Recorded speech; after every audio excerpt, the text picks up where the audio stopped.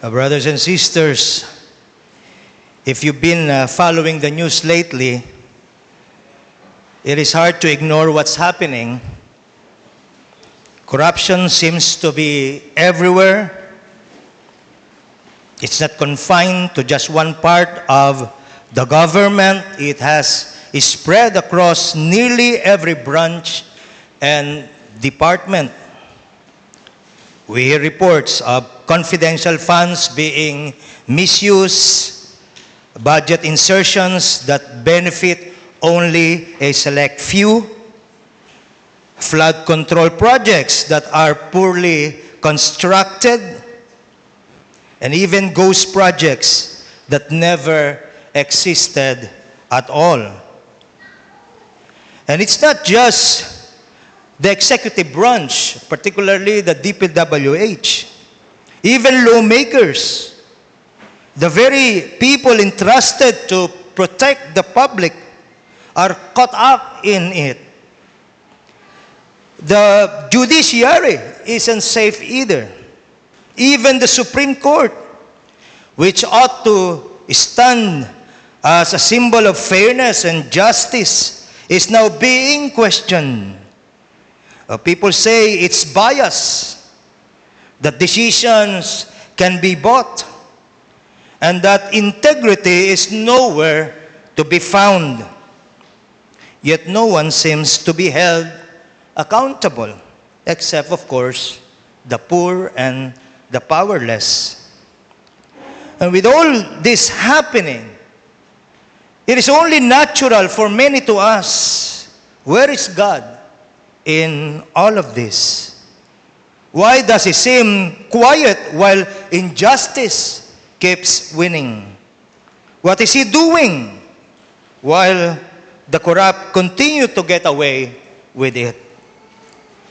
Once again, I pray that our study this morning will help us find answers to the questions we've raised, and perhaps even to the questions others may be asking as well.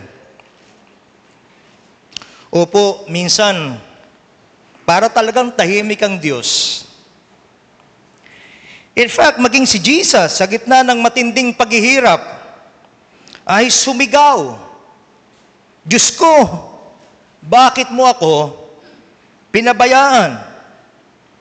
At patunay po ito na nauunawaan ng Panginoon mismo sa katawan ng kanyang pagkamababa ang bigat na dala ng kawalang katarungan.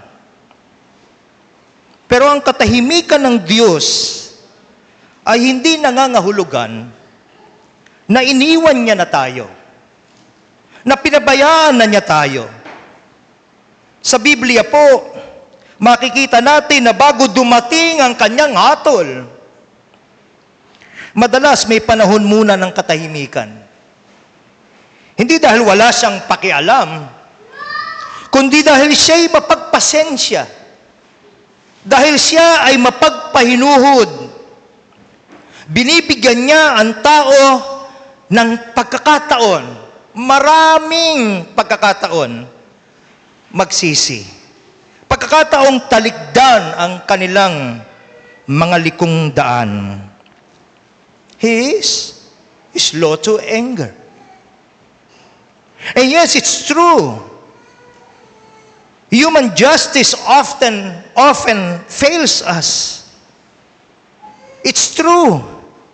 Courts can be bought, and investigations are delayed, and corruption is swept under the rug.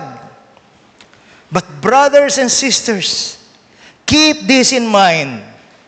Nothing escapes the eyes of God. He sees every bribe passed in secret, every manipulated budget, every ghost project that never served its purpose. Some of those are in baliwag. As the psalmist declares, the Lord is known by the judgment which He executed. The wicked is snared in the work of his own hands. Psalm 9:16. Ipinakikilala ng Panginoon ang kanyang sarili sa pamamagitan ng kanyang pagsasagawa at pagsasakatuparan ng kanyang hatol.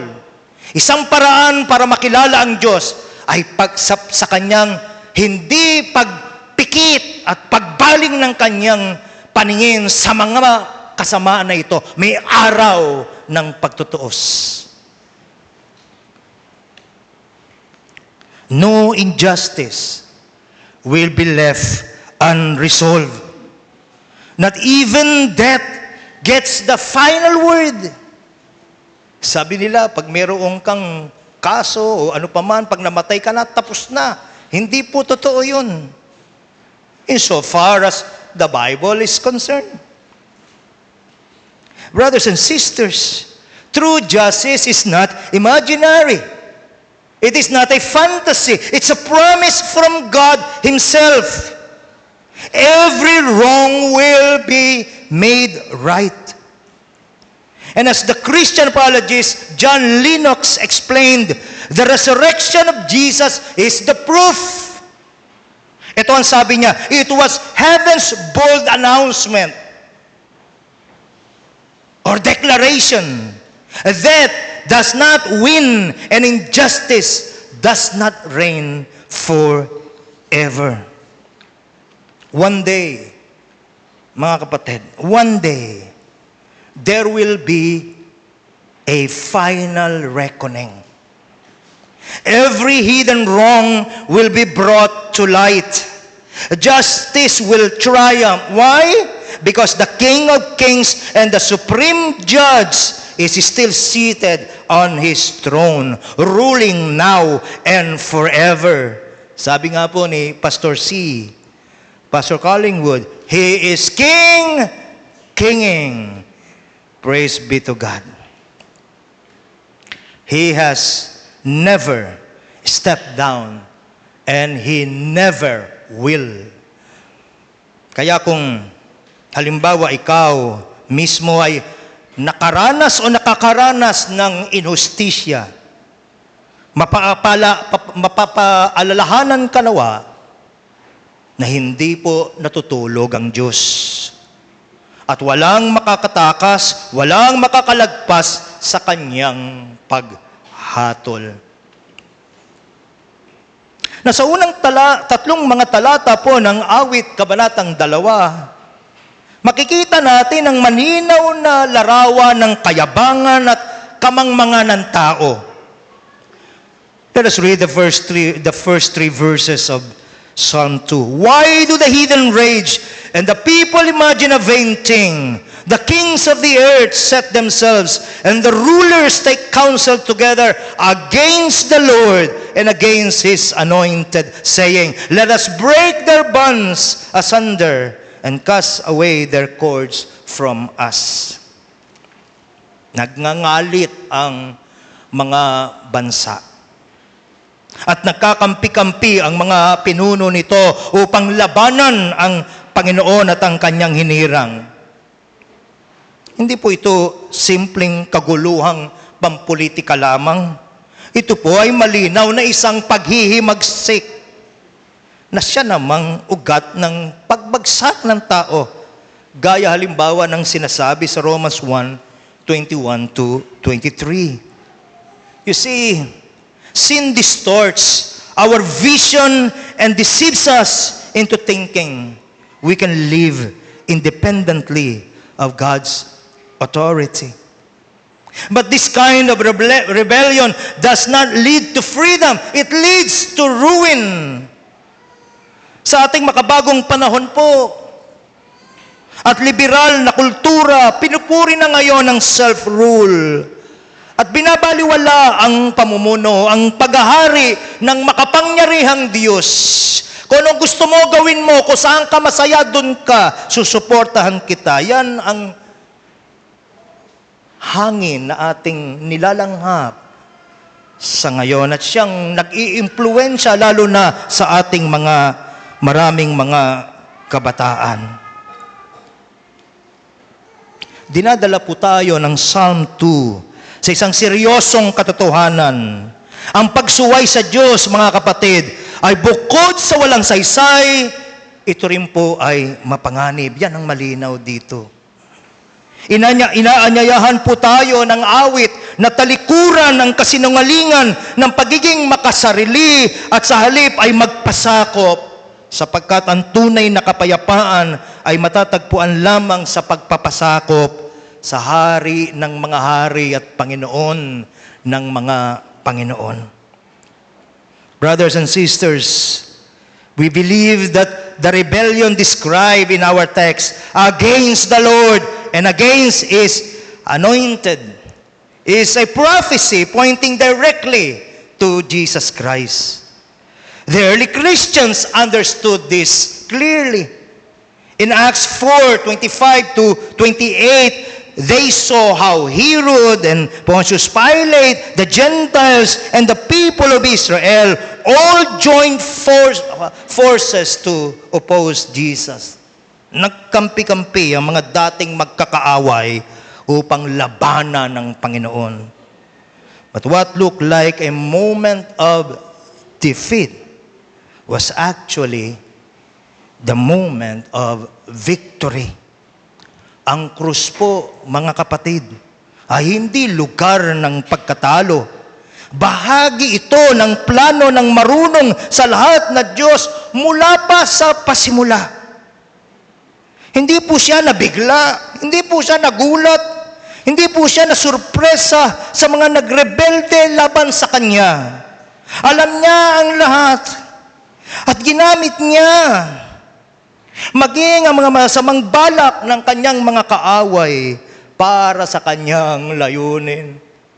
Siya ang may huling salita, hindi ang sino mang tao. Siya at siya lamang. Ganyan po ang Diyos na sinasamba natin. Hindi siya tahimik lang na nanunood, kundi makapangyarihang hari na may kontrol sa lahat ng bagay. At hanggang ngayon, baka nakakalimutan natin, hanggang ngayon, nakaupo pa rin po siya sa kanyang trono, unchallenged.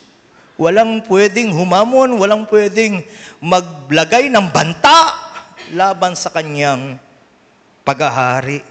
Nakaupo siyang matibay, matatag sa kanyang trono, naghahari ng may karunungan, may katarungan. At ito ang pinakamasarap sa lahat, mula sa kanyang trono, naghahari din po siya na mayroong masaganang biyaya, awa, kahabagan na hindi mapipigilan ng daloy. O ano pang pag-asa natin ng mga makasalanan, kundi yun? Na bagamat siya naghahari ng may katarungan, alam din natin na siya naghahari na mayroong laang masaganang awa. Now, what was God's response to the rebellion of the people? Let us read Psalm 2, verses 4 to 6. He that sitteth in the heavens shall laugh. The Lord shall have them in derision.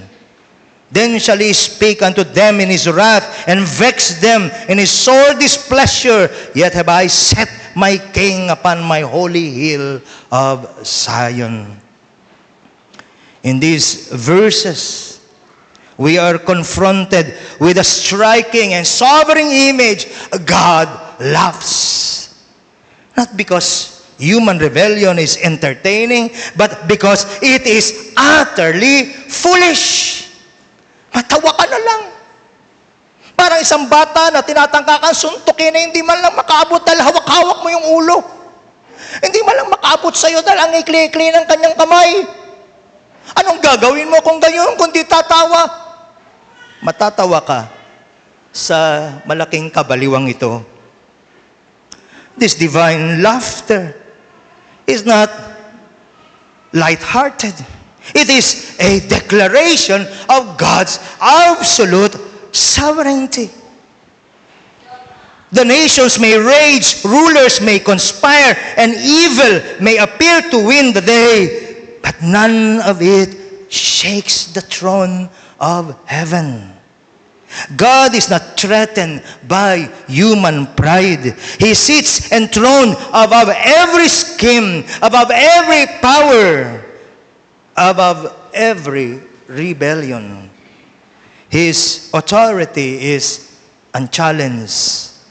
His reign unshaken. And that truth should humble us. At the same time, if you are a Christian, that truth should also give you peace. Pagkatapos nagsalita po ang Diyos, walang pag-aalinlangan, kundi dama ang banal na pagkagalit. Sinabi po niya, I have set my king upon my holy hill of Zion. Hindi po naghihintay si Jesus na maging hari. Naghahari na siya ngayon. At pinatunayan niya ito nang siya'y muling nabuhay. Nang hindi siya nagawang mapagtagumpayan ng kamatayan. Kaya't mga kapatid, hindi natin kailangang matakot sa plano ng tao. Kung ano man yung masasamang scheme na iniisip ng tao laban marahil sa iyo. Hindi tayo dapat matakot sa kaguluhan sa paligid natin, sa bansa natin, o maging sa iba't ibang dako ng mundo. God is in full control of everything.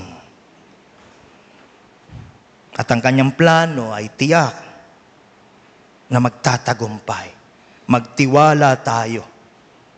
Dahil ang hari muli ay nasa trono. Ngayon at magpakailanman. Now moving on, let us read verses 7 to 9. I will declare the decree. The Lord hath said unto me, Thou art my son, this day have I begotten thee.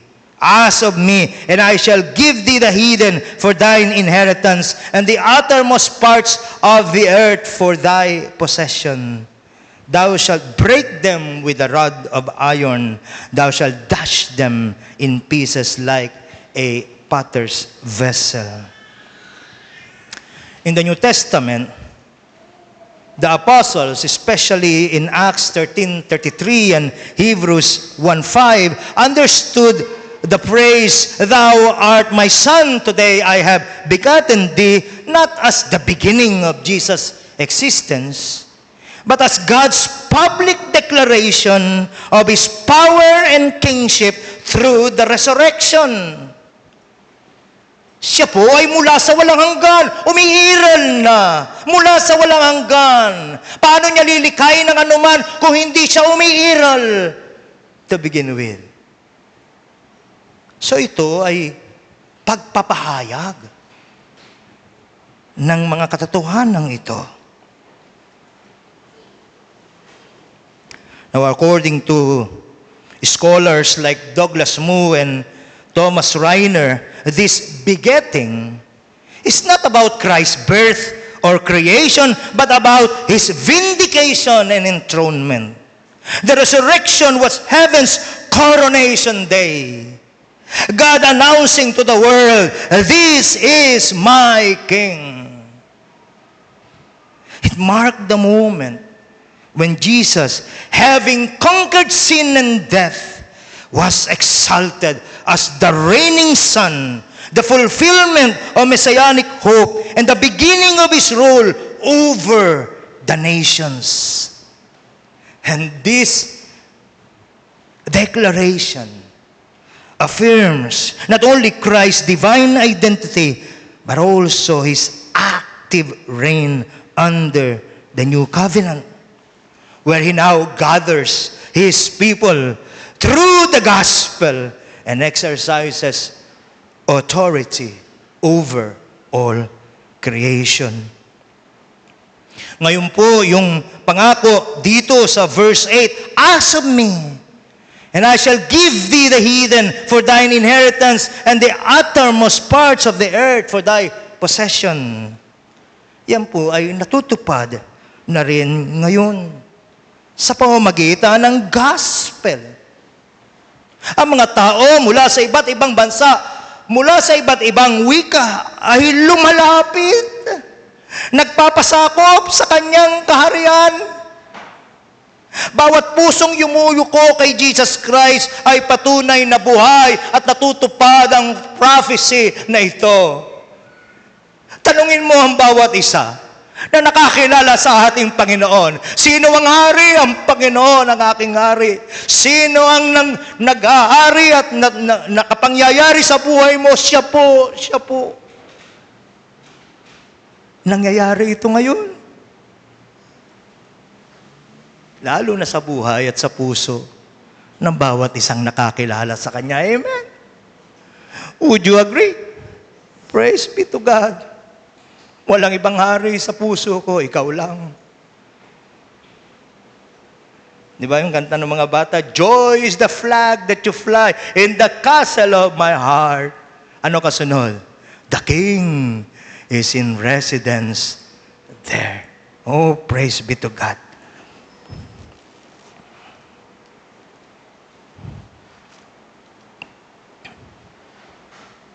At yung rod of iron na binabanggit naman po sa verse 9 ay maaaring hindi lamang for judgment. Madalas doon natin siya na i-connect. Ito po ay pwede ring simbolo ng kanyang matatag at hindi matitinag na kapangyarihan bilang siyang muling nabuhay at nagaharing hari.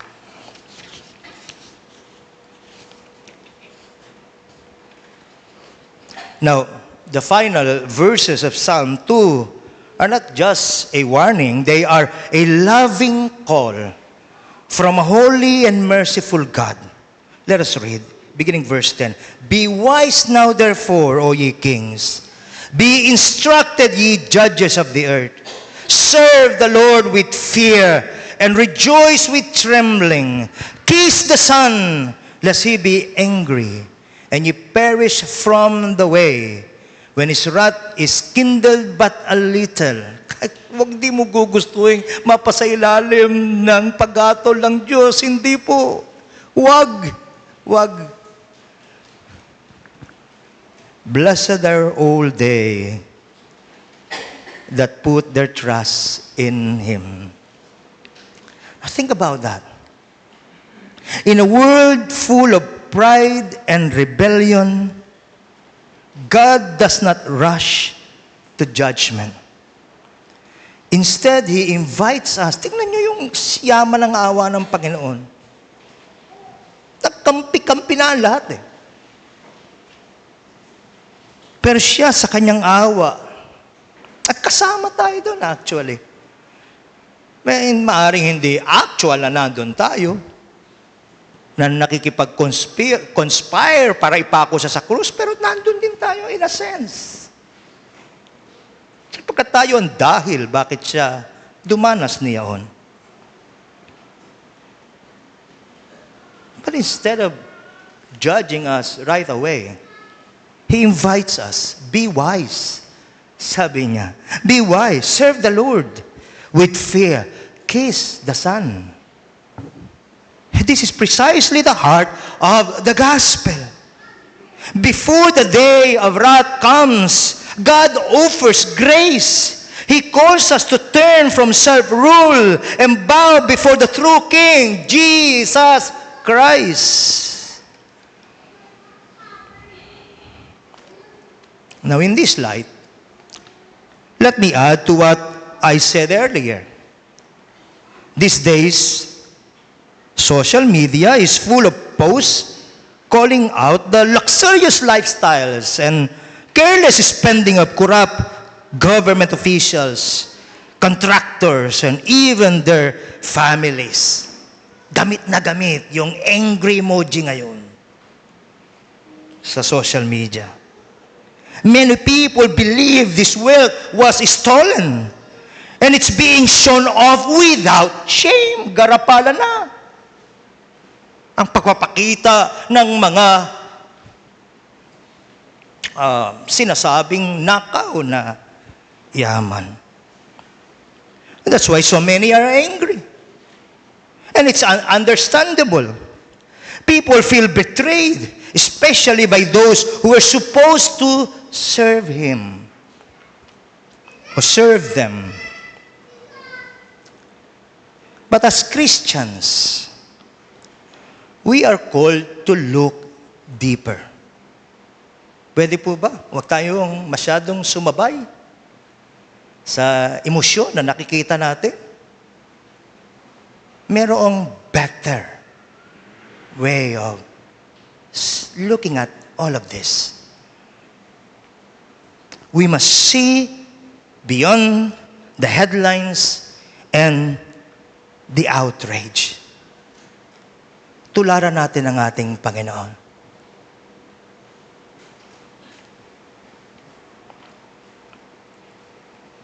We must remember that even those people, yes, even the corrupt and the greedy, are not beyond the redeeming power of Jesus Christ. They too need to hear the gospel. Amen? Ang madalas mong makikita sa social media, ibalik ang death penalty. Hindi ko sinasabing mali na gawaran ng tamang hustisya. Pero dapat mas malalim doon ang ating tanaw. They too, brothers and sisters, need to experience true regeneration and conversion. Think about Zacchaeus. Wasn't he also a thief and a cheat? A man who used his position to take advantage of others? Yet Jesus met him. He intentionally reached out to him. And when Zacchaeus experienced salvation, what was the first thing he did? He stood up and said, I will give back 4 times what I have stolen. Amen? That's the power of grace, brothers and sisters. That's the fruit of repentance. Ngayon sa pagpapatuloy natin, ang sinasabi naman po dito sa verse 11 na serve the Lord with fear. Hindi nangangahulugan na kakatakutan natin siya. Hindi ito yung uri ng takot na naglalayo sa atin sa Diyos. Kundi takot na may paggalang. Isang pusong kinikinala ang kabanalan, ang kapangyarihan at ang kadakilaan ng Diyos. Ito ang uri ng takot na nagtutulak sa atin sa pagsamba, hindi sa paglayo. Kung nakikita mo siya, na gayon pala siya kalaki, kadakila, at kamahabagin, papalayo ka ba? I don't think so. Papalapit ka. Hindi mimisang nagamit kong halimbawa ito at ilustrasyon yung aking mga anak kapag ka sila ay aking dinidisiplina nung sila ay maliliit pa. Lalo na pagka papaluin na sila, hindi sila palayo, payakap. Daddy, sorry po, Daddy. Gayon mga kapatid. Yayamang alam nila na ginagawa yon mula sa pusong nagmamahal at gusto silang ituwid. At ang phrase na kiss the Son, lest he be angry sa verse 12 ay tanda naman ng pangako at pagpapasakop at pagpapasakop kay Jesus. Hindi lang bilang tagapagligtas, kundi bilang Hari, Panginoon ng ating buhay. Hindi po ito utos na parang sapilitan at utos na parang walang pakiramdam, cold and indifferent. Hindi po. Kundi isang mainit at sinserong paanyaya na sinasabi ng Diyos. Pag sinabi niya, kiss the Son, lest he be angry, kasing kahulugan nito ng pagsasabi, lumapit ka, ako ang kanlungan mo. This is the beauty of God. His justice is perfect and unwavering, yet His mercy remains open and freely offered to all who truly repent. Mga kapatid ko, sa panahon po ng kaguluhan, gulo sa gobyerno, problema sa buhay, ang pinakaligtas po na dako ay ang mapasailalim ng pamumuno ni Kristo. Siya lamang ang hari na hindi matitinag. At kung nasa Kanya tayo, may kapayapaan tayong tunay. Hindi dahil wala ng problema, kundi dahil ang ating puso ay nakatago sa Kanya na may ganap na kapangyarihan. Sa Kanya na walang hanggan ang pag-ibig. Amen? Amen. Let's all stand up.